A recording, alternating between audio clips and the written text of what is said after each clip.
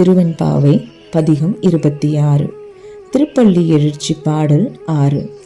பப்பர வீட்டிருந்து உணரும் நின்னடியார் பந்தனை அறுத்து வந்தறுத்தார் அவர் பலரும். மைப்புறு கண்ணியர் மானுடத்து இயல்பில் வணங்குகின்றார் அணங்கின் மணவாளா.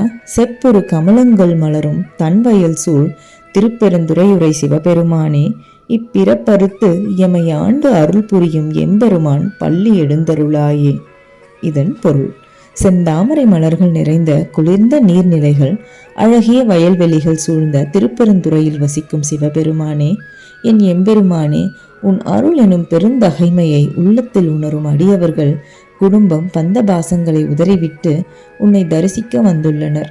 கண்ணில் மை தீட்டிய அழகிய உமையாளின் மணவாளா, மனித இயல்புக்கு ஏற்ப நாங்கள் உன்னை வணங்குகின்றோம். எங்களுடைய பிறவி பிணியை நீக்கி எங்களை ஆட்கொண்டு முக்தி நிலையை தர உடனே விழித்தருள்வாயாக என்கின்றார் மாணிக்கவாசகர். சாதாரணமாக மனிதன் இறைவனை பூ கொண்டும் கற்பூரம் ஆரத்தி செய்தும் தூபத்தை போட்டும் நெய் தீபம் ஏற்றியும் வணங்குவார். இதையெல்லாம் செய்துவிட்டு ஒரு துன்பம் என்று வந்துவிட்டால் இவ்வளவு செய்தும் எனக்கு இந்த சோதனையா என்று இறைவனை கேள்வி கேட்பார். இப்படிப்பட்ட பக்தர்களும் ஒரு புறம் இருக்கின்றனர். மற்றொரு புறம் பந்தபாசமே வேண்டாம் இறைவா, நீயே என் கதி என்று முழுமையாக சரணடைந்தவர்களும் இருக்கின்றனர். எப்படிப்பட்ட பக்தியாக இருந்தால் என்ன?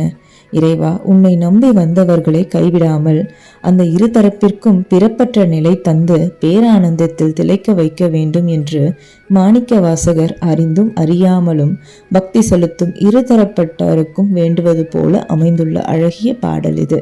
தென்னாட்டுடைய சிவனே போற்றி, எந்நாட்டவர்க்கும் இறைவா போற்றி போற்றி.